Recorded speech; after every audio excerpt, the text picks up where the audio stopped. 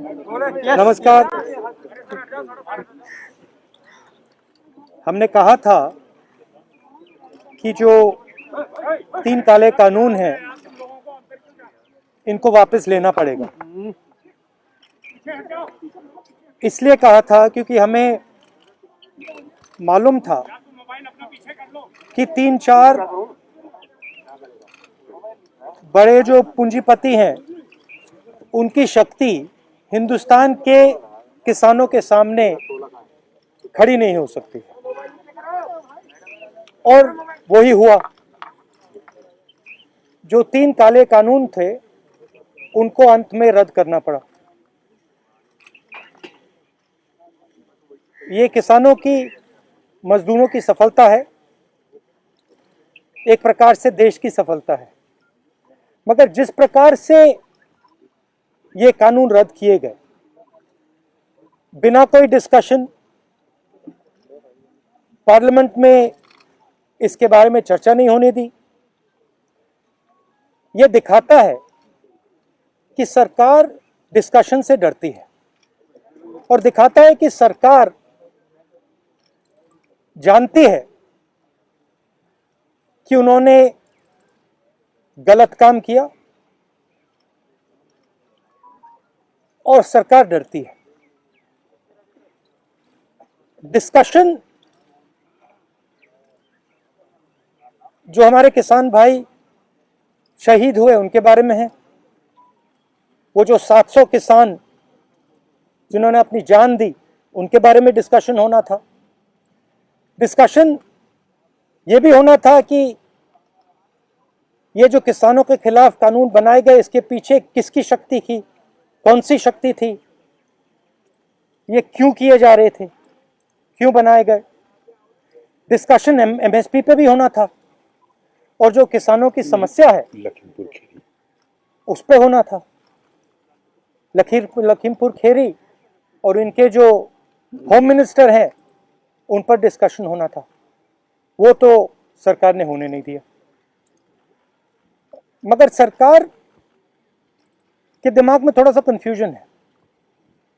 वो सोचती है कि जो गरीब लोग हैं, किसान लोग हैं, मजदूर लोग हैं, उनमें कोई शक्ति नहीं है, उनको दबाया जा सकता है। और इस एपिसोड में यह दिखाया है कि किसानों को, मजदूरों को, गरीब लोगों को, कमजोर लोगों को हिंदुस्तान में दबाया नहीं जा सकता। अंग्रेजी में बोल दूं?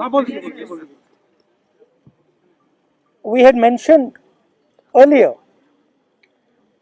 that the farm laws would have to be withdrawn, and we had said it because we understood that the might of 3 or 4 large crony capitalists cannot stand against the might of the Indian farmer and the Indian laborer, and that has come true. What is unfortunate is how the bills have been repealed without any discussion, without any conversation. We wanted to have a conversation about the forces behind these bills, because these bills do not just reflect the view of the Prime Minister. These bills reflect the power behind the Prime Minister, the power of people and forces behind the Prime Minister, and that is what we wanted to discuss. Who actually is behind these 3 bills? What are the forces that are behind these 3 bills? We wanted to discuss MSP. We wanted to discuss Lakhimpur Kheri. We wanted to discuss the 700 farmers who died in this agitation.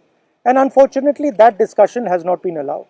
This is a reflection of the fact that the government is terrified of having this discussion. The government wants to hide. The government does not have the guts to stand up for its actions. And this is quite unfortunate. Sir, आप लोग इस पूरे आंदोलन में 2-3 मांग पहले भी थी आपकी। पहले जैसे कि एमएसपी की गारंटी मिले, दूसरी की जो गृह राज्य मंत्री हैं अजय मिश्रा टेनी, उनका इस्तीफा हो। क्या इस कानून को वापस लेने से अब आपकी ये मांग खत्म हो गई, या ये इस पर अभी आपका प्रदर्शन धरना या मांग? ये तो देखिए, ये जो 3 कानून थे, ये किसानों पर आक्रमण था, मजदूरों पर आक्रमण था। मगर किसानों और मजदूरों की जो डिफिकल्टीज हैं, मुश्किलें हैं, वो एमएसपी, कर्जा माफी, वो लंबी लाइन है, लंबी लिस्ट है, और वो अभी तक मतलब उनकी मांगे हैं और उनका हम समर्थन करते हैं। सर बीजेपी का ये कहना है सर कि जब प्रधानमंत्री ने राष्ट्र के नाम संबोधन में माफी मांग ली और अब जब तीनों कृषि कानून वापस हो गए लोकसभा और राज्यसभा में, तो डिस्कशन की जरूरत क्या है? तो फिर सांसद की क्या जरूरत है, उसको बंद कर देते हैं, बंद ही कर दो। फिर प्राइम मिनिस्टर को जो कहना है कह दें, जो कानून बनाने बना दें, तो इसका क्या मतलब? राहुल जी, बंद ही कर लो। राहुल जी, आपने राहुल जी, 700 आदमी को मौत हुई है, वो 700 आदमी के लिए आप लोग कुछ आगे कुछ कदम चलाएंगे? सेंट्रल गवर्नमेंट से, बीजेपी गवर्नमेंट से चला रहा है, उनके से कोई उनका राहत मिले? नहीं, आपने कहा कि प्रधानमंत्री ने माफी मांगी, इसका मतलब प्रधानमंत्री ने ये एक्सेप्ट किया कि उनकी गलती के कारण से 700 लोग मारे गए, उनकी गलती के कारण से ये जो पूरा आंदोलन हुआ है। तो फिर अगर उन्होंने गलती एक्सेप्ट कर ली है तो फिर कॉम्पनसेशन देना तो पड़ेगा। राहुल जी, आपने पहले कहा था कि तीनों कृषि कानून वापस लेने होंगे, सरकार ने अंतोगत्वा ये बिल वापस ले लिया। अब सवाल ये है, देखिए जिस प्रकार से लिया है इन्होंने, सबसे पहले इसमें किसानों का अपमान किया है। उन्होंने कहा है कि थोड़े से किसान के संगठन, सेक्शन, एक सेकंड में पढ़ लेता हूं, A group of farmers are protesting against these laws. ये कोई ग्रुप नहीं है, ये हिंदुस्तान के सब किसान हैं। पहले आपने इनको खालिस्तानी कहा, अब आप इनको ग्रुप ऑफ फार्मर्स कह रहे हो। ये ग्रुप ऑफ फार्मर्स नहीं है, ये हिंदुस्तान के सारे किसान हैं और ये समझते हैं कौन सी शक्तियां इन पर आक्रमण कर रही है। राहुल जी, मेरा सवाल ये था, सर आप लोग एमएसपी पे क्या मांग कर रहे हैं?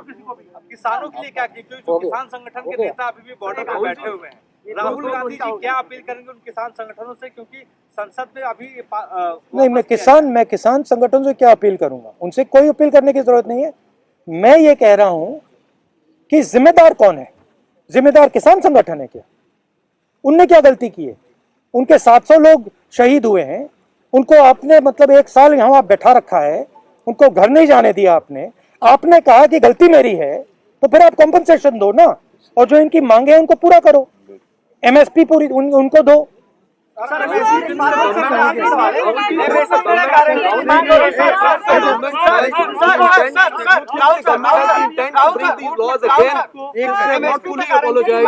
भैया देखिए, रुकिए ना भैया, आपने पूछ लिया, अब बाकी लोग भी बैठे हैं यहाँ पे।